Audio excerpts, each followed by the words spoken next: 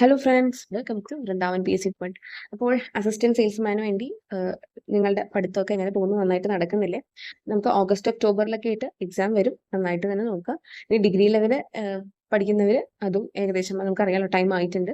മെയ്യിലാണ് ആദ്യഘട്ടം, ജൂണിലാണ് സെക്കൻഡ് ഘട്ടം, പിന്നെ ശേഷം KS വരുന്നുണ്ട്. ഓക്കെ. അപ്പോൾ ഇപ്പോൾ 10th ബേസ്മെന്റിൽ നമുക്ക് ഇനി ഫ്രഷ് ആയിട്ട് ഒറ്റ പരീക്ഷയായിട്ട് നടക്കുന്നത് ഇതാണ്. ഇതിന് വേണ്ടിയിട്ട് നമ്മൾ നോക്കേണ്ട SCRT NCRT പാഠഭാഗങ്ങളൊക്കെ പറഞ്ഞിട്ടുണ്ടായിരുന്നു. ഏറ്റവും പ്രധാനപ്പെട്ട ചാപ്റ്റേഴ്സിന്റെ മാത്രമാണ് ഞാൻ ജസ്റ്റ് ക്ലാസ് എന്നുള്ള രീതിയിൽ എന്നെക്കൊണ്ട് പറ്റുന്ന ദിവസങ്ങളിലായിട്ട് ഞാൻ എടുക്കുന്നത്. ചില കാരണങ്ങളാൽ ചില തിരക്കുകളാൽ എനിക്ക് കണ്ടിന്യൂസ് ആയിട്ട് ഇടാൻ സാധിക്കുന്നില്ല ക്ലാസ്സുകളുടേത്. ഇമ്പോർട്ടൻ്റ് ആയിട്ടുള്ള പാഠഭാഗങ്ങളുടെയൊക്കെ ഏറ്റവും ബുദ്ധിമുട്ട് തോന്നുന്നതൊക്കെ ഇടാൻ ശ്രമിക്കുന്നുണ്ട്. അപ്പോൾ നിങ്ങൾക്കത് ഹെൽപ്ഫുൾ ആകുന്നുണ്ടോ എന്നുള്ളതൊന്ന് കമൻറ്റ് ചെയ്യുക. അതുപോലെ ചോദ്യങ്ങളും നമ്മൾ ഇപ്പോൾ ഞാൻ പറഞ്ഞല്ലോ 4 ടെസ്റ്റാണ് ഇട്ടിട്ടുണ്ടായിരുന്നത് ഒരു സ്റ്റഡി പ്ലാനെ ബേസ് ചെയ്തിട്ട്. അപ്പോൾ ഇനി വേണമെങ്കിൽ നമുക്ക് കൃത്യമായിട്ടൊരു എന്താണ് കുറച്ചും കൂടെ, അതായത് നമുക്ക് ഈ ഒരു ഓഗസ്റ്റ് ഒക്ടോബറിൽ ആ ഒരു ഇത് കണക്കാക്കിയാണല്ലോ എക്സാം. അപ്പോൾ ഇനി നമുക്കൊരു റിവിഷൻ ടൈം ടേബിൾ എന്നുള്ള രീതിയിൽ, അല്ലെങ്കിൽ എന്താ പറയുക, പെട്ടെന്ന് ഫാസ്റ്റ് ആയിട്ട് നമുക്ക് ഇതുവരെ പഠിച്ച കാര്യങ്ങൾ അതും പ്ലസ് ഇനി എന്തെങ്കിലും പഠിക്കാതെ പോയതൊക്കെ കൂടെ നമുക്ക് പെട്ടെന്ന് പഠിച്ചു തീർക്കാൻ പറ്റുന്ന ഒരു എന്താ പറയുക, കുറച്ച് ദിവസം കൊണ്ട്, ഒരു 3 മാസം കൊണ്ട് തന്നെ നമുക്ക് കംപ്ലീറ്റ് ചെയ്യാൻ പറ്റുന്ന രീതിയിലൊരു സ്റ്റഡി പ്ലാനും അതുപോലെ തന്നെ നമുക്ക് അത് വെച്ചിട്ട് എന്താണ് ഡെയിലി അല്ലെങ്കിൽ വീക്ക്ലി ഒരു ടെസ്റ്റ് സീരീസ് പോലെയൊക്കെ ചെയ്യാം. അപ്പോൾ നമുക്ക് ഒരിക്കലും എന്താണ് നമ്മൾ പഠിച്ച കാര്യങ്ങൾ മറക്കില്ല. ഡെയിലി ചെയ്യുന്നതാണ് ഏറ്റവും നല്ലത്. അത് നിങ്ങൾക്കിപ്പോൾ എന്താണ് എങ്ങനെയാണെങ്കിലും, അത് പ്രീവിയസ് ഇയർ ക്വസ്റ്റ്യൻ പേപ്പേഴ്സ് അല്ലെങ്കിൽ എങ്ങനെയെങ്കിലുമൊക്കെ നമ്മൾ അന്ന് പഠിക്കുന്നത് അന്ന് തന്നെ ഒരു ടെസ്റ്റ് സീരീസ് പോലെ ചെയ്തു പോയാൽ നല്ലതാണ്. എത്രത്തോളം ചോദ്യങ്ങൾ കാണുമോ അത്രത്തോളം നല്ലതാണ്. ഇത് ഞാൻ എപ്പോഴും പറയാനുള്ളതാണല്ലേ, അത് ഞാൻ വീണ്ടും പറഞ്ഞോളൂ. ഓക്കെ, അപ്പോൾ നമുക്ക് ഇന്നത്തെ മാറ്ററിലോട്ട് കിടക്കാം. ഈ ഇംഗ്ലീഷ് മലയാളം പൊതുവെ എങ്ങനെയാണ് പഠിക്കേണ്ടതെന്ന് മിക്കവർക്കും സംശയമുണ്ട്. അപ്പോൾ എല്ലാവരും പറയാറുണ്ട് പഠിച്ചാൽ ഫുള്ള് കിട്ടുന്ന ഏരിയ ആണ് ഇതൊക്കെയാണുള്ളത്. ശരിയാണ്. കാരണം ബേസിക് ആയിട്ടുള്ള കാര്യങ്ങൾ പഠിച്ചാൽ ഇതിൽ നിന്ന് നമുക്ക് സ്കോർ ചെയ്യാൻ സാധിക്കും. ഓക്കെ. ഇതിനപ്പുറത്തേക്ക് പിന്നെ കുറച്ചും കൂടി ഡിഗ്രി ലെവലിലാണ് കുറച്ചും കൂടി ടഫായിട്ട് ഞാൻ ഗ്രാമർ വെച്ചിട്ടുള്ളതൊക്കെ ചോദിച്ച് കണ്ടേക്കുന്നത്. അപ്പോൾ നിങ്ങൾ ഇംഗ്ലീഷ് പഠിക്കുകയാണെങ്കിൽ ഞാൻ പറയുകയാണെങ്കിൽ ഇപ്പോൾ എൻ്റെ ഒരു എക്സ്പീരിയൻസ് വെച്ചിട്ട് നമുക്ക് ഈ ഗ്രാമർ പോർഷൻ എന്ന് പറയുന്നത് ഇത്രയാണ് കിടക്കുന്നത്. 1 തൊട്ട് 15 വരെ എഴുതിയിരിക്കുന്നതാണ് കിടക്കുന്നത്. ഓക്കെ. ഇതിലെ ഏറ്റവും പ്രധാനപ്പെട്ടത് നിങ്ങൾ ആദ്യമേ കൃത്യമായി പഠിച്ചു തീർക്കേണ്ടതുമായിട്ടുള്ള സംഭവം എന്ന് പറയുന്നത്, ഒന്ന് agreement of subject and verb, അതായത് സബ്ജക്റ്റ് വെർബ് എഗ്രിമെന്റ് എന്ന് പറയും. ഇത് ആക്ച്വലി കുറച്ചധികം എന്താണ് ഒരു 10-12 അല്ലെങ്കിൽ അതിൽ കൂടുതൽ നമുക്ക് ഈ സബ്ജക്റ്റും വെർബിന്റെയും ആ ഒരു എഗ്രിമെന്റ് ആൻഡ് യൂസ് ചെയ്യുമ്പോൾ എങ്ങനെയാണ്, ഏത് റോൾ വരുമ്പോൾ എങ്ങനെയാണ്, അതൊക്കെ നിങ്ങൾക്കിപ്പോൾ അറിയാമായിരിക്കും ഗ്രാമർ എങ്ങനെയാണെന്നുള്ളത്. അപ്പോൾ ഇത് ബേസിക് ആണ്, ഗ്രാമർ ആണ്.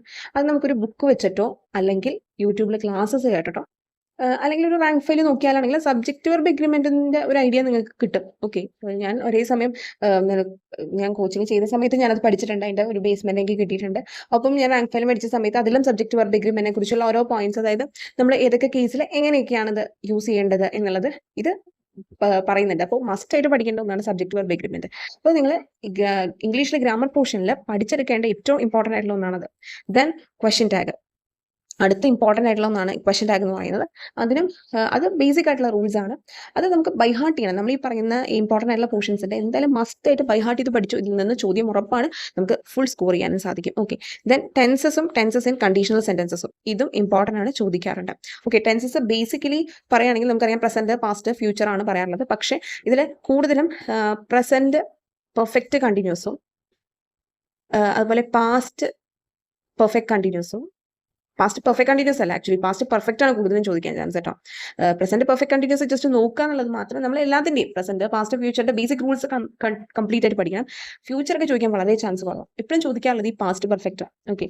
അത് വെച്ചിട്ടുള്ളതാണ് സ്ഥിരം ഞാൻ ചോദിച്ചു കണ്ടിരിക്കുന്നത്. അതുപോലെ സിമ്പിൾ പാസ്റ്റ് നമ്മൾ വിചാരിക്കും എളുപ്പമാണെന്ന്, പക്ഷെ അങ്ങനെയല്ല. ഓരോന്നിനും ഓരോ റൂൾസ് ഉണ്ട്, ഏതൊക്കെ സമയത്താണ് നമ്മൾ ഈ പറയുന്നതിൻ്റെയൊക്കെ ഉപയോഗിക്കേണ്ടതെന്നുള്ളത്. ഓക്കെ. അപ്പോൾ വളരെ ഇമ്പോർട്ടൻ്റ് ആണ് ടെൻസസ് ആൻഡ് കണ്ടീഷണൽ സെന്റൻസസും എന്ന് പറയുന്നത്. ഓക്കെ. ദെൻ നമുക്ക് അടുത്ത ഇമ്പോർട്ടൻ്റ് ആയിട്ടുള്ള ഒന്ന് തന്നെയാണ് ഈ പറയുന്ന പ്രിപ്പോസിഷൻ. നമ്മൾ വെറുതെ കേവലം ഇന്ന്, ഓൺ, അറ്റ് എന്ന് പറയുന്നതല്ല. ഏതിൻ്റെയൊക്കെ മുമ്പിലാണ് ഉപയോഗിക്കേണ്ടത്, അത് അറ്റ്, നമ്മളിപ്പോൾ പ്ലേസ്, ടൈം, ഇതിനൊക്കെ ഉപയോഗിക്കേണ്ട കൃത്യമായിട്ടുള്ള പ്രപ്പോസിഷൻസ് ഉണ്ട്. അപ്പോൾ ഇത് കുറച്ചും കൂടെ നമ്മളെന്താണ് ഒരു ബുക്ക് വെച്ചിട്ടാണെങ്കിൽ, ഇപ്പോൾ ഗ്രാമറിൻ്റെയൊക്കെ ബുക്ക് ഉണ്ടാവും, അല്ലെങ്കിൽ ഏതെങ്കിലുമൊക്കെ ഇപ്പോൾ എളുപ്പത്തിൽ നമുക്ക് ഇംഗ്ലീഷ് പഠിക്കാൻ പറ്റുന്ന ടെലിഗ്രാം ചാനൽസ് ഉണ്ടെങ്കിൽ അതായിരിക്കും നല്ലത് നിങ്ങൾക്ക്. അല്ലെങ്കിൽ യൂട്യൂബ് ക്ലാസ്സസ് ഉണ്ടെങ്കിൽ അത്. ഞാൻ ഓൾറെഡി ഇപ്പോൾ കോച്ചിങ് ചെയ്ത് ഇതായതുകൊണ്ടും പിന്നെ എൻ്റെ റാങ്ക് ഫയൽ ഉള്ളതുകൊണ്ടും എനിക്ക് കുറച്ചൊക്കെ അറിയാം പ്രപ്പോസിഷൻ്റെ ഏതൊക്കെയാണെന്നുള്ളത്. അല്ലാത്തവർ ഇപ്പോൾ ഫ്രഷ് ആയിട്ട് പഠിക്കുന്ന ഒരു ബുക്ക് വെച്ചിട്ടാണെങ്കിലും ബുക്ക് വെക്കുന്നത് നല്ലതാണ്, ഇംഗ്ലീഷിൻ്റെ ഗ്രാമർ ബേസ് ചെയ്തിട്ടുള്ളത്. ഒപ്പം നിങ്ങൾക്ക് ഒരാൾ പറഞ്ഞു തരാനുണ്ടെങ്കിൽ, ഇതിപ്പോൾ യൂട്യൂബിലൊക്കെ ആണെങ്കിലും വല്ല ക്ലാസ് ഒക്കെ ഉണ്ടെങ്കിൽ അതും കൂടെ നോക്കുന്നത് നല്ലതായിരിക്കും.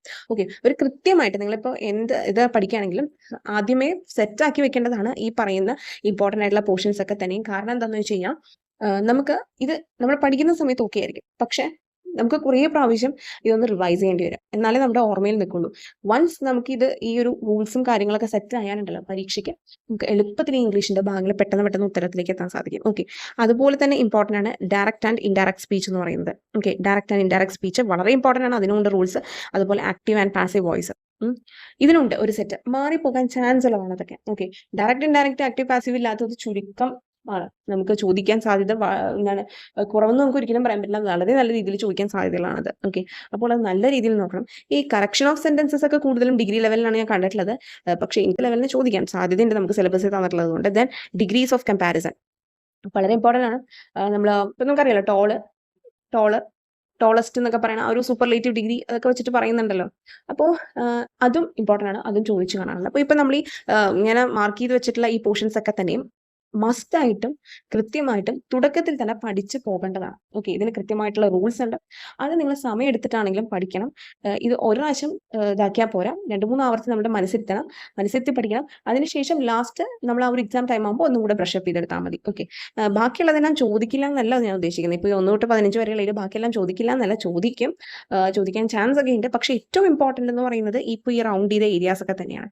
ഓക്കെ, നിങ്ങൾക്ക് അത് നോക്കുമ്പോൾ മനസ്സിലാവും കൂടുതലും ചോദിച്ചു കണ്ടേക്കുന്നത് ഇതാണ്. പിന്നെ ഇൻഫിനിറ്റീവ് ആൻഡ് ജെറൻസ് എന്ന് പറയുന്നതും ചെറിയ രീതിയിലൊക്കെ ഞാൻ ചോദിച്ചു കണ്ടിട്ടുണ്ട്. ഇൻഫിനിറ്റീവ് ആൻഡ് ജെറൻസ് എന്ന് പറയുന്നത് ഓക്കെ, കോറിലേറ്റീവ്സ് ഇതൊക്കെ ചെറിയ ചെറിയ ഇതിലൊക്കെ ഞാൻ കണ്ടിട്ടുണ്ട്. പക്ഷെ ബേസിക്കലി നിങ്ങൾ പഠിച്ചെടുക്കേണ്ടത് നമ്മൾ ഈ റെഡ് ഇതുകൊണ്ട് മാർക്ക് ചെയ്തിരിക്കുന്ന പോർഷൻസ് ആണ്. ഇത് കൃത്യമായിട്ട് ഒരു പ്രാവശ്യം നമ്മൾ അതിന്റെ റൂൾസ് സെറ്റ് ആക്കി കഴിഞ്ഞാലുണ്ടല്ലോ ഇതിൽ നിന്നുള്ള മാർക്സ് നമുക്ക് പെർഫെക്റ്റ് ആയിട്ട്, അതായത് ഫുൾ മാർക്സ് നമുക്ക് ഏകദേശം സ്കോർ ചെയ്യാൻ പറ്റും ഇംഗ്ലീഷിൽ നിന്ന്. ഓക്കെ, വളരെ ടഫായിട്ടുള്ള എന്തെങ്കിലും നമ്മുടെ വൊക്കാബുലറി പോർഷനിൽ നിന്ന് വന്നാൽ മാത്രമേ നമുക്ക് ഏതെങ്കിലും തരത്തിൽ പോകാൻ ചാൻസ് ഉള്ളൂ. ബാക്കി ഗ്രാമർ പോർഷൻസ് നമുക്കുണ്ടല്ലോ അത്യാവശ്യം സ്കോർ ചെയ്യാൻ പറ്റുന്നതാണ്. ആ ഗ്രാമർ പോർഷൻസ് നമുക്ക് കൃത്യമായിട്ട് സ്കോർ ചെയ്യാൻ സാധിക്കണം എന്നുണ്ടെങ്കിൽ അതിന്റെ ഗ്രാമർ, അതിന്റെ റൂൾസ് നമ്മൾ പഠിക്കണം.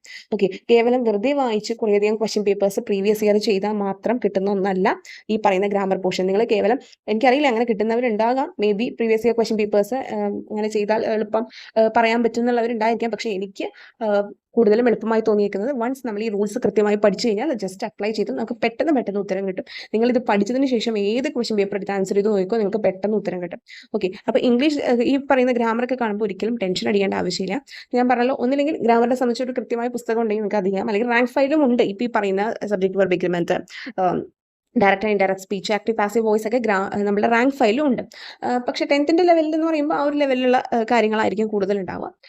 നമുക്ക് കുറച്ചും കൂടെ അഡ്വാൻസ്ഡ് ലെവൽ, അതായത് ഈ പല സാധ്യതകൾ, ഏതൊക്കെ ടൈപ്പ്, അതായത് നമ്മൾ പറയില്ലേ, ഇപ്പോൾ ഒരു സംഭവം നമ്മൾ പഠിച്ചു കഴിഞ്ഞാൽ അതിന് കുറേ ടൈപ്പുകൾ ഉണ്ടാവില്ലേ, ഏതൊക്കെ ഘട്ടത്തിൽ ഏതൊക്കെ ഉപയോഗിക്കണം എന്ന് പറഞ്ഞാൽ അങ്ങനെ കുറേയധികം ടൈപ്സ് ചിലപ്പോൾ നമുക്ക് ഒരു ക്ലാസ്സിലൂടെയോ അല്ലെങ്കിൽ കുറച്ചും കൂടെ അഡ്വാൻസ്ഡ് ആയിട്ടുള്ള ഏതെങ്കിലും ബുക്കിലൂടെയൊക്കെ ചിലപ്പോൾ കിട്ടാൻ സാധ്യതയുള്ളത്. അതുകൊണ്ടാണ് ഞാൻ പറഞ്ഞത് ഏതാണോ നിങ്ങൾക്ക് കംഫർട്ടബിൾ ആയിട്ടുള്ളത്, ഇംഗ്ലീഷിന് അത്യാവശ്യം നല്ല രീതിയിൽ സ്കോർ ചെയ്യണമെന്നുണ്ടെങ്കിൽ ഈ പറയുന്ന ഗ്രാമർ പോർഷൻസ് ആദ്യമേ സെറ്റാക്കി വെക്കാം. അപ്പോൾ നിങ്ങൾ ഒരു ദിവസം ഇപ്പോൾ സബ്ജക്ട് വെർബ് എഗ്രിമെന്റ് ആണ് എടുക്കുന്നത് എങ്കിൽ അതിനെ കുറിച്ചുള്ളത്, അതായത് എന്താണ് സബ്ജക്ട് എന്താണ് വെർബ് എന്നൊക്കെ ഇപ്പോൾ എല്ലാവർക്കും അറിയാം. ഇതിന്റെ കുറച്ച് റൂൾസ് ഉണ്ട്. ഇത് നിങ്ങൾക്ക് കേവലം ഒരു ദിവസം കൊണ്ട് തന്നെ പഠിച്ചു തീർക്കാം. കുറേ ദിവസമൊന്നും വേണ്ട. ആ ഒരു ദിവസം കൊണ്ട് നിങ്ങൾ ഇതിന്റെ റൂൾസ് കംപ്ലീറ്റ് ബൈ ഹാർട്ട് ആക്കി കഴിഞ്ഞാൽ ഒന്നും മനസ്സിരുത്തി ഒന്ന് ആലോചിക്കുക, എത്ര റൂൾസ് ആണോ പഠിച്ചത് അത് ഒന്ന് ആ ഒരു അക്കം ഇട്ട് നമ്മൾ, ഇപ്പം നമ്മളൊരു ബുക്കാണെങ്കിൽ നമ്മുടെ മനസ്സിൽ ആ പറയുന്ന കാര്യങ്ങൾ മുഴുവൻ ഉണ്ടായിരിക്കും. എനിക്ക് അങ്ങനെയാണ് കേട്ടോ, ഞാനിപ്പോൾ എഴുതി വെച്ചത് അതാണ്. ഓരോ റൂൾസ് വരുമ്പോൾ ഞാനിങ്ങനെ മനപ്പാടമാക്കിയിട്ട് ഇങ്ങനെ വെച്ചിരിക്കുന്നത്. ഓക്കെ, അപ്പോൾ നമുക്കത് എളുപ്പമാവും. പിന്നെ നമ്മൾ ആ ഒരു ദിവസം ഇംഗ്ലീഷിന് വേണ്ടി വൊക്കാബുലറി പാർട്ടിൽ നിന്ന് ഒരു ഭാഗം എടുക്കാവുന്നതാണ്. ഓക്കെ, ഒരു ദിവസം നിങ്ങൾ ബാക്കിയുള്ള സബ്ജക്ട്സ് പഠിക്കുന്നതിൻ്റെ ഒപ്പം ഇംഗ്ലീഷിൽ ഈ പറയുന്ന സബ്ജക്ട് വെർബ് എഗ്രിമെന്റും ഒപ്പം വൊക്കാബുലറി പോർഷനിൽ നിന്ന് എന്തെങ്കിലും കൂടി എടുക്കുക. അപ്പോൾ നമുക്ക് കണ്ടിന്യൂസ് ഭയങ്കരമായിട്ട് ഗ്രാമറിലെ എല്ലാ പോർഷനും ഒരുമിച്ച് മഗപ്പ് ചെയ്യുന്നതായിട്ട് തോന്നില്ല. സബ്ജക്ട് വെർബിന്റെ നോക്കി ദെൻ വൊക്കാബുലറിന്ന് ഒരു കുറച്ച് പോർഷൻ നോക്കാം. ഓക്കെ, അങ്ങനെ ചെയ്യാം. ഓക്കെ, അപ്പോൾ ഈ 1 തൊട്ട് 15 വരെ പറഞ്ഞാൽ ഞാൻ അഗൈൻ പറയുന്നു, ഇതെല്ലാം വേണ്ടത് തന്നെയാണ്, നമുക്ക് സിലബസിൽ പറഞ്ഞിട്ടുള്ളത് തന്നെയാണ്. അപ്പോൾ ചോദിക്കാൻ തീർച്ചയായിട്ടും സാധ്യതയുള്ളതാണ്. പക്ഷേ ഏറ്റവും പ്രധാനപ്പെട്ടതും കൂടുതലും ചോദ്യപേപ്പറുകളിൽ ചോദിച്ചു കണ്ടിരിക്കുന്ന ഏറ്റവും വേണ്ടതായിട്ടുള്ള കാര്യങ്ങളാണ് ഇപ്പോൾ ഈ റൗണ്ട് ചെയ്തിരിക്കുന്നത്. ഇത് കൃത്യമായിട്ട് പഠിച്ചിരിക്കണം. ഇതിൽ യാതൊരു എക്സെപ്ഷനും നമുക്ക് വെക്കാനില്ല ഈ റൗണ്ട് ചെയ്ത പോർഷൻസിന്. കാരണം അതെന്തായാലും പഠിച്ചിരുന്നേ പറ്റുള്ളൂ. അത് ഒരു പ്രാവശ്യം നിങ്ങൾ കൃത്യമായി പഠിച്ചാൽ നല്ല രീതിയിൽ നിങ്ങൾക്ക് എന്ത് ചെയ്യാൻ പറ്റും, അതിൽ നിന്ന് എന്ത് ചോദ്യം വന്നാലും ആൻസർ ചെയ്യാൻ പറ്റും. ഇതിൽ നിന്ന് മാർക്ക് പോകില്ല. കാരണം റൂൾസ് പഠിച്ചാൽ ജസ്റ്റ് അത് അപ്ലൈ ചെയ്യുക എന്നുള്ളത് മാത്രമാണ് നമ്മൾ ചെയ്യേണ്ടത്. ബാക്കിയുള്ളത് പോലെയില്ല, ഒരു കറക്കിക്കുത്തലിന്റെ ആവശ്യം അവിടെ വരുന്നില്ല. നമ്മൾ കൃത്യമായിട്ടൊരു സംഭവത്തിന്റെ ഇത് പഠിച്ചു കഴിഞ്ഞാൽ പിന്നെ റൂള് പഠിച്ചു കഴിഞ്ഞാൽ പിന്നെ അവിടെ ആപ്ലിക്കേഷൻ മാത്രമേ ഉള്ളൂ. ഓക്കെ, അത് നമുക്ക് സെറ്റ് ആകും. അപ്പോൾ 5 മാർക്സ് ആ പറഞ്ഞതിൽ നിന്നായിരുന്നെങ്കിൽ ഇപ്പം നമ്മൾ 1 തൊട്ട് 15 വരെ പറഞ്ഞാലും 5 മാർക്സ് ആണ് കേട്ടോ ആ പോർഷനിൽ നിന്ന് വരുന്നത്. അപ്പോൾ ഞാൻ ഈ പറഞ്ഞ പോർഷനിൽ നിന്നാണ് കൂടുതൽ 5 മാർക്സിന് ചോദിക്കാറുള്ളത്. ദെൻ നമുക്ക് +5 വരുന്നത് വൊക്കാബുലറി പോർഷനാണ്. അതിൽ ഈ പറയുന്ന എല്ലാത്തിൽ നിന്നും ചോദിച്ച് ഞാൻ കണ്ടിട്ടുണ്ട്. ഇപ്പോൾ മിക്കവർക്കും എന്താ സംശയം എന്ന് വെച്ച് കഴിഞ്ഞാൽ ഇതൊക്കെ എങ്ങനെ പഠിക്കും എന്നുള്ളതാണ്. ഇപ്പം ഇതിലത്തെ ഈ ഇപ്പോൾ 1 തൊട്ട് 12 വരെ പറഞ്ഞിട്ടുള്ള പോർഷൻസ് എല്ലാം തന്നെ ഉണ്ടല്ലോ, കുറേ അധികം ഉണ്ട്. കോമ്പൗണ്ട് വേർഡ്സ് ആണെങ്കിലും സിനോണിംസ് ആണ്, ആന്റോണിംസ്, ഇഷ്ടംപോലെ വേർഡ്സ് ഇല്ലേ, നിങ്ങളൊന്ന് ആലോചിച്ച് നോക്ക്. എല്ലാം കൂടെ 5 വെച്ച് പഠിക്കാൻ പറ്റുമോ എന്ന് ചോദിച്ചാൽ എനിക്കറിയില്ല. കുറച്ചും കൂടെ ബെറ്റർ ആയിട്ട് എനിക്ക് തോന്നുന്ന ഒരു കാര്യം ഞാൻ പറയാം. ഒബ്വിയസ്ലി നിങ്ങൾക്ക് കയ്യിൽ ഇപ്പോൾ ഒരു റാങ്ക് ഫയലിലാണെങ്കിലും, അല്ലെങ്കിൽ നിങ്ങൾ എന്തെങ്കിലും ക്ലാസ്സോ അങ്ങനെയൊക്കെ ഫോളോ ചെയ്യുന്നവരാണെങ്കിൽ, അല്ലെങ്കിൽ ഈ ക്വസ്റ്റ്യൻ പേപ്പേഴ്സിന്റെ അനാലിസിസ് ചെയ്യുന്നവരൊക്കെ എന്ത് ചെയ്യും, ഇംഗ്ലീഷിന്റെ ഏരിയ വരുമ്പോൾ ഇങ്ങനെയുള്ള വൊക്കാബുലറി പോർഷനിൽ അതും അതിനോട് അസോസിയേറ്റ് ചെയ്ത് വരാൻ സാധ്യതയുള്ളതും പറയും. അത് കൂടുതലൊന്ന് ഫോളോ അപ്പ് ചെയ്യാൻ ശ്രമിക്കുക. പിന്നെ നമുക്ക് ഈ previous year question papers vocabulary പഠിക്കാൻ ഏറ്റവും നല്ലതായിട്ട് എനിക്ക് തോന്നിയേക്കുന്നത് പ്രീവിയസ് ഇയർ ക്വസ്റ്റ്യൻ പേപ്പേഴ്സ് ധാരാളം നോക്കുക. കാരണം എന്താ പറയുക, ഈ പറയുന്ന ഏരിയാസ് എല്ലാം തന്നെ ഉണ്ടല്ലോ റിപ്പീറ്റ് ചെയ്ത് ചോദിക്കുന്നതാണ് ഞാൻ കണ്ടേക്കുന്നത്. മിക്കതും ഇംഗ്ലീഷിലും മിക്കതും ഈ പറയുന്ന കോമ്പൗണ്ട് വേർഡ്സ് ആണെങ്കിലും phrasal verbs, foreign words and phrases, one word substitution, അതുപോലെ സ്പെല്ലിംഗ് ടെസ്റ്റ്, ഇഡിയംസ്, ഇതൊക്കെ ഞാൻ കൂടുതലും കണ്ടിട്ടുള്ളത് ഈ പറയുന്ന റിപ്പീറ്റ് ചെയ്ത് വന്നിരിക്കുന്നതായിട്ടാണ് കണ്ടിട്ടുള്ളത്. വളരെ റെയറായിട്ട് നമുക്ക് 1-2 ഒക്കെ എന്താണ് പുതിയതായിട്ട് ചോദിച്ചു വന്നിരിക്കാം. അല്ലാത്ത പക്ഷം എന്താണ് പ്രീവിയസ് ഇയർ ക്വസ്റ്റ്യൻ പേപ്പേഴ്സ് ആണ് കൂടുതൽ ചോദിച്ചിട്ടുള്ളത്. അപ്പോൾ നിങ്ങൾ വൊക്കാബുലറി പോർഷൻ ഞാൻ പറഞ്ഞ പോലെ തന്നെ ബേസിക്കലി നിങ്ങൾക്ക് കൈ കിട്ടുന്ന, ഇപ്പോൾ നമ്മളൊരു റാങ്ക് ഫയൽ മേടിച്ചാൽ ഒരു ബുക്കിലോ നമ്മൾ നോക്കിക്കഴിഞ്ഞാൽ കുറേയധികം സിംഗുലർ പ്ലൂറൽ ഉണ്ട്, change of gender, collective nouns, അതുപോലെ കോമൺ വേർഡ്സ്, സിനോണിംസ്, ആക്രോണിംസ് ഒക്കെ കുറേ ഉണ്ട്. പക്ഷേ നമ്മൾ ഞാൻ ഈ പറഞ്ഞ പോലെ എന്താണ് എക്സാം പേപ്പേഴ്സിന്റെ അനാലിസിസ് നടത്തി വീഡിയോ ചെയ്യുന്നവരുണ്ട്. അപ്പോൾ അവർ അസോസിയേറ്റഡ് ആയിട്ടുള്ള കുറേയധികം പറയും ഏതൊക്കെയാണ് ഇമ്പോർട്ടൻ്റ്, ഇനി ചോദിക്കാൻ ചാൻസ് ഉള്ളത് ഏതൊക്കെയാണെന്നുള്ളത്. അതും പ്ലസ് നിങ്ങളുടെ കയ്യിൽ ഇപ്പോൾ ഒരു റാങ്ക് ഫയൽ ഉണ്ടെങ്കിൽ അതിൽ വേണ്ടത് ഇപ്പോൾ പ്രീവിയസ് ഇയർ ക്വസ്റ്റ്യൻ പേപ്പേഴ്സും കൂടെ വെച്ചിട്ട് നിങ്ങൾ റാങ്ക് ഫയലിലൊന്ന് മാർക്ക് ചെയ്യുക ഏതൊക്കെയാണ് കൂടുതൽ ചോദിച്ചിട്ടുള്ളത് എന്നുള്ള രീതിയിൽ. അപ്പോൾ നിങ്ങൾക്ക് കുറച്ചുകൂടെ എളുപ്പത്തിൽ എന്ത് ചെയ്യാൻ പറ്റും, ഈ പറയുന്ന സംഭവങ്ങളെല്ലാം പഠിക്കാൻ പറ്റും. അല്ലാതെ നമുക്ക് ഇഷ്ടംപോലെ കുറേ അധികമൊന്നും എല്ലാം കൂടെ നമുക്ക് പഠിക്കാൻ സാധിക്കില്ല. ഇത്ര നമ്മൾ ഒരു ദിവസം 5 വെച്ച് പഠിച്ചാലും എനിക്കറിയില്ല അത് എത്രത്തോളം എഫക്റ്റീവ് ആകുമെന്ന്. അങ്ങനെ ചെയ്യാൻ പറ്റുന്നവർ അങ്ങനെ ചെയ്തോളൂ കേട്ടോ, തെറ്റൊന്നുമില്ല. അത് ഓക്കെയാണ്, അത് സെറ്റ് ആകുന്നുണ്ടെന്ന് തോന്നുന്നവർ അത് തന്നെ ചെയ്തോളൂ. പക്ഷെ അത് ബുദ്ധിമുട്ട് തോന്നുന്നവർ, ഓരോ ദിവസവും 5 ഇങ്ങനെ പഠിച്ചിട്ടും മനസ്സിലിരിക്കുന്നില്ല എന്ന് തോന്നുന്നവർ ജസ്റ്റ് എന്ത് ചെയ്യുക, ഈ പറയുന്ന പോലെ പ്രീവിയസ് ഇയർ ക്വസ്റ്റ്യൻ പേപ്പേഴ്സ് വെച്ചിട്ട് അതിലേതൊക്കെയാണ് ചോദിച്ചിട്ടുള്ളത്, അപ്പോൾ അതിനോട് അസോസിയേറ്റ് ചെയ്ത് ഇനി ഏതൊക്കെ ചോദിക്കാം, ഇതുമായിട്ട് റിലേറ്റ് ചെയ്തിട്ടുള്ള വീഡിയോസുകൾ ഇംഗ്ലീഷിന്റെ ഈ ഒരു വൊക്കാബുലറി പോർഷൻ പറയുന്നവരുടെയൊക്കെ ഒന്ന് കണ്ടു നോക്കുക. ഓക്കെ, ഇനി റാങ്ക് ഫയലിൽ നിങ്ങൾ നോക്കിക്കഴിഞ്ഞാൽ കുറേ അധികം കാണും കേട്ടോ. അപ്പോൾ അതിലത്തെ വേണമെങ്കിൽ നമുക്ക് 5 വെച്ച് വേണമെങ്കിൽ ഒരു ദിവസം ഇത്രയെണ്ണം വെച്ച് നോക്കാം. അതിലെന്നാലും എല്ലാം, അതായത് നമുക്ക് ഒരു ബുക്കിൽ ഉൾക്കൊള്ളാൻ ഒരു പരമാവധി ഇത്രയും എന്നുള്ളതുണ്ടല്ലോ. അപ്പോൾ അത് വെച്ചിട്ട് റാങ്ക് ഫയൽ വെച്ചിട്ടാണെങ്കിൽ നിങ്ങൾക്ക് നോക്കിയാൽ അത്രയും കുറേ അധികം ഉണ്ട്. അതിൽ ഇമ്പോർട്ടൻ്റ് ആയിട്ടുള്ളത് മാത്രം നോക്കിയാൽ മതി എന്നാണ് ഞാൻ പറയാം. അങ്ങനെ നോക്കുന്നതായിരിക്കും വൊക്കാബുലറി കുറച്ചും കൂടെ നല്ലത്. കാരണം മോസ്റ്റ് പ്രോബബ്ലി റിപ്പീറ്റഡ് ആയിട്ടൊക്കെയാണ് കാണാറുള്ളത്. ഇനി അറിയില്ല വെറൈറ്റി ആയിട്ടുള്ളതൊക്കെ ചോദിക്കുക. എന്തായാലും ഡിഗ്രി ലെവൽ ക്വസ്റ്റ്യൻ പേപ്പേഴ്സും കൂടെ നോക്കുക. അതിൽ കുറച്ചും കൂടെ ടഫ് ആയിട്ടുള്ള നിങ്ങൾക്ക് ഈ പറയുന്ന ഇംഗ്ലീഷിന്റെ ഇതൊക്കെ കാണാൻ സാധിക്കും കേട്ടോ. അപ്പോൾ നിങ്ങൾക്ക് ആ ഒരു ഏരിയയും കൂടെ കൃത്യമാവും. അതാണ് നമ്മൾ പഠിക്കുമ്പോൾ ആ ഒരു ഡിഗ്രി ലെവൽ എന്നുള്ള രീതിയിൽ കണക്കാക്കി പഠിച്ചു കഴിഞ്ഞാൽ നമുക്ക് ഏത് ലെവലിൽ നിന്നുള്ള പരീക്ഷയും അറ്റൻഡ് ചെയ്യാൻ പറ്റും. ഓക്കെ, നമ്മൾ ആ ഒരു അത്രയും കട്ടിയിലുള്ള ഇത് പഠിച്ചു കഴിഞ്ഞാൽ പിന്നെ നമുക്ക് ഏതൊരു എക്സാം എളുപ്പമാവും. ഓക്കെ, അപ്പോൾ degree level question papers answer ചെയ്യാൻ ശ്രമിക്കുക. അങ്ങനെ നമുക്ക് വൊക്കാബുലറി പോർഷൻ ഓൾമോസ്റ്റ് സെറ്റ് ആക്കാൻ പറ്റും. ദെൻ മലയാളം നമുക്ക് എന്താണ് ഗ്രാമറും വൊക്കാബുലറി എല്ലാം കൂടെ ഒരുമിച്ചിട്ടാണ് ഇത്രയും വന്നിട്ടുള്ളത്. ഇതിൽ ബേസിക്കലി നമ്മൾ ഇതിന്റെ റൂൾസ് ആയിട്ട് പഠിക്കേണ്ട സംഭവങ്ങൾ എന്ന് പറയുന്നത് ഏതൊക്കെയാണെന്ന് അറിയാം. ഒന്ന്, ചേർത്തെഴുതുക. ഇതിൽ റൂൾസ് ആണുള്ളത്. അതിന് കൃത്യമായ റൂൾസുകളുണ്ട്. ആ റൂൾസ് അറിയുന്നവനായിരിക്കും കുറച്ചും കൂടെ ചേർത്തെഴുത്തും പിരിച്ചെഴുത്തും ഒക്കെ എടുപ്പാവുക എന്നാണ് എൻ്റെ ഒരു അഭിപ്രായം. അപ്പോൾ ഈ ചേർത്തെഴുത്തും പിരിച്ചെഴുത്തും അത്യാവശ്യം ഗ്രാമർ പോർഷനാണ്, അത്യാവശ്യം മനസ്സിലാക്കിയെടുക്കണം. പിന്നെ വചനം, ഘടകപദം, ഇതും അത്യാവശ്യം അറിഞ്ഞ് ഒന്ന് നോക്കേണ്ടതാണ്. ബാക്കി പറയുന്ന പദശുദ്ധി, വാക്യശുദ്ധി, പരിഭാഷ, ഒറ്റപ്പദം, പര്യായം, വിപരീതപദം, ശൈലികൾ, സമാനപദം, സ്ത്രീലിംഗം, പുല്ലിംഗം, ഇതും നമുക്ക് previous year question papers latest നടന്നത് അത് ഏത് ലെവൽ ഓഫ് എക്സാംസിൻ്റെയും ആണെങ്കിലും എടുത്ത് നോക്കിക്കഴിഞ്ഞാൽ നിങ്ങൾക്ക് ഈസി ആയിട്ട് സ്കോർ ചെയ്യാൻ പറ്റുമെന്ന് തന്നെയാണ് എൻ്റെ വിശ്വാസം. ഞാൻ കുറേയധികം പ്രീവിയസ് ഇയർ ചെയ്തത് കൊണ്ടാണ് കേട്ടോ, ആ ഒരു അനുഭവത്തിൻ്റെ അടിസ്ഥാനത്തിലാണ് പറയുന്നത്. ഞാൻ ഈ പറയുന്ന രീതിയിൽ റിപ്പീറ്റഡ് ആയിട്ട് ഞാൻ കാണാറുണ്ട്. മിക്കതും മലയാളം അങ്ങനെയാണ് വരാറുള്ളത്. പക്ഷെ ചില എക്സാംസിന് എന്ത് ചെയ്യുന്നറിയോ, ചിലപ്പോൾ ഡിഗ്രിയുടെ ഒരു സ്റ്റേജിലൊക്കെ നടന്നതിന് വളരെ ടഫായിട്ടുള്ള ഇതുവരെ കാണാത്ത തരത്തിലൊക്കെ ചോദിച്ചിട്ടുണ്ട്. അപ്പോൾ അങ്ങനത്തെ രീതിയിലും ചോദിക്കാം. നമുക്ക് സാധ്യത മാത്രമല്ലേ പറയാൻ സാധിക്കുള്ളൂ. ഇന്നത് തന്നെ ചോദിക്കുന്നതൊന്നും പറയാൻ പറ്റില്ലല്ലോ.